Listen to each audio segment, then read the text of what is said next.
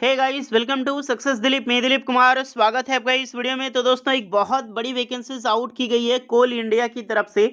Total 1764 post पर bumper vacancies निकाली गई है और एक नई भर्ती है, आपको पता है, बिल्कुल फ्रेश रिक्रूटमेंट कोल इंडिया लिमिटेड से रिलीज की गई है, जो कि ऑल इंडिया के कैंडिडेट अप्लाई कर सकते हैं।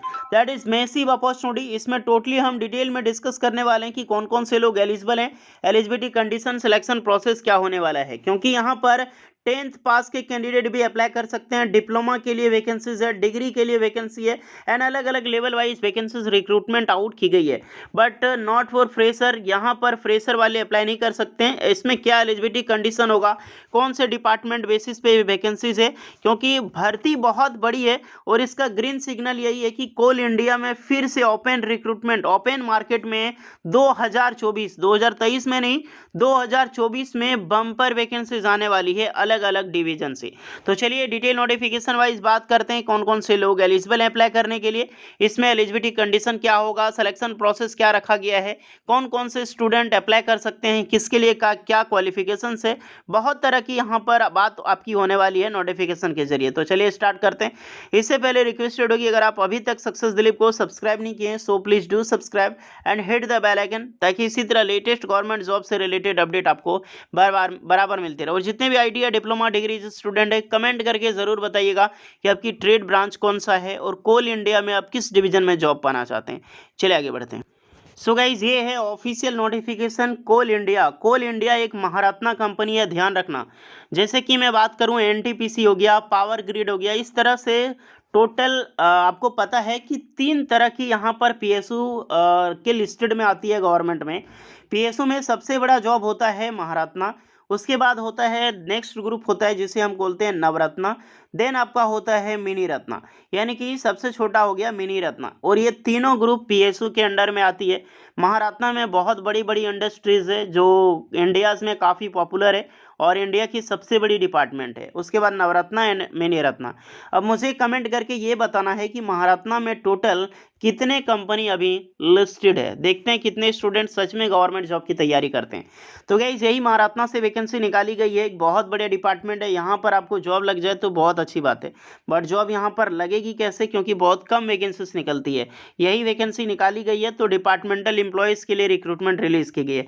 कैडर देख लो, एग्जीक्यूटिव कैडर की वैकेंसी है टोटल 16 पोस्ट पर।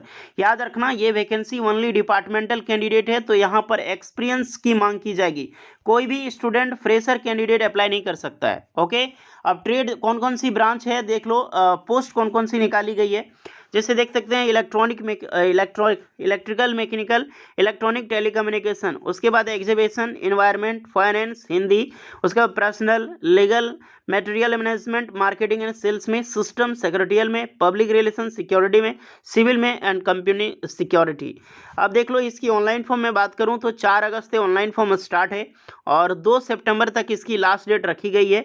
30 सितंबर 2022 को इसकी cut off age, qualifications and criteria रखी गई है टोटली का। अब ध्यान से सुने, क्योंकि यहाँ पर मैं पहले ही बता चुका हूँ, यहाँ पर डिपार्टमेंटल कैंडिडेट अलाउड है।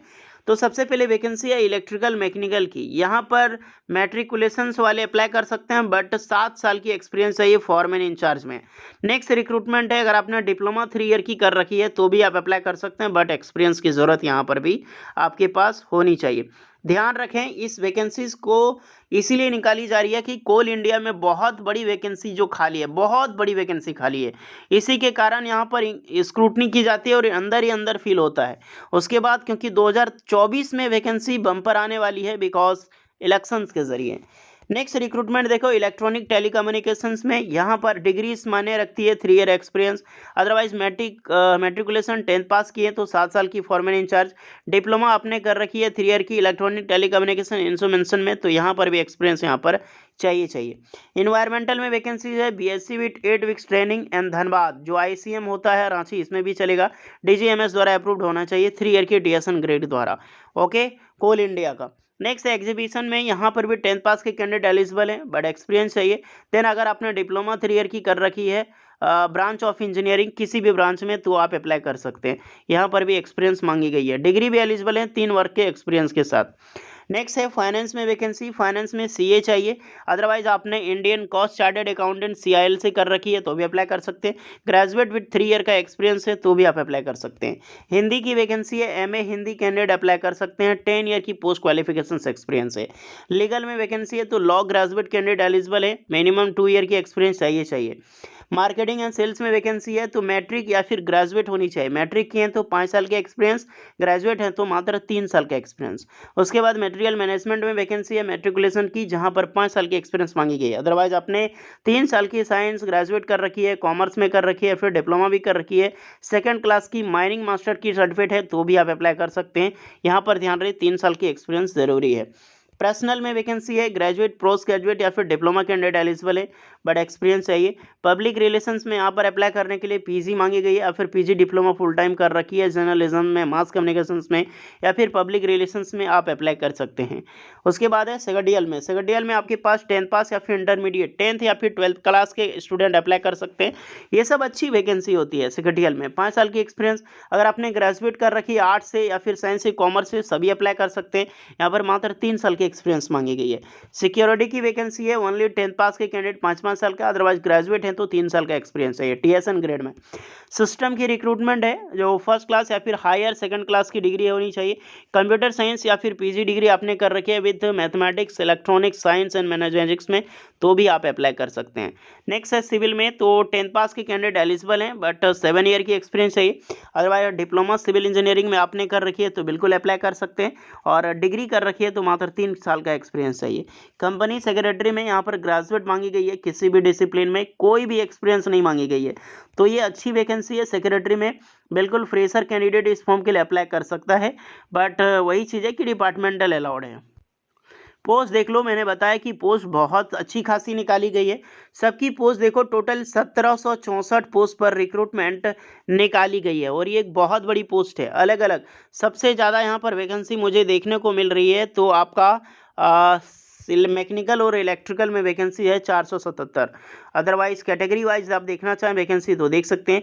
सिविल की भी ज़बरदस्त वैकेंसी है 331 पोस्ट पर, और एग्जीक्यूशन में भी, जो एग्जीबिशन है, एग्जीबिशन में भी 341 पोस्ट पर रिक्रूटमेंट है। बाकी बात छोटी छोटी इस तरह की कई सारी पोस्टें यहाँ पर अलाउड है। तो 1764 पोस्ट पर वैकेंसीज है। अब जो भी कैंडिडेट अप्लाई करने के लिए एलिजिबल है बेशक अप्लाई करें, क्योंकि वैकेंसी बहुत बड़ी है। तो होपफुली गाइस ये आपकी वैकेंसी टोटली डिटेल्स रही।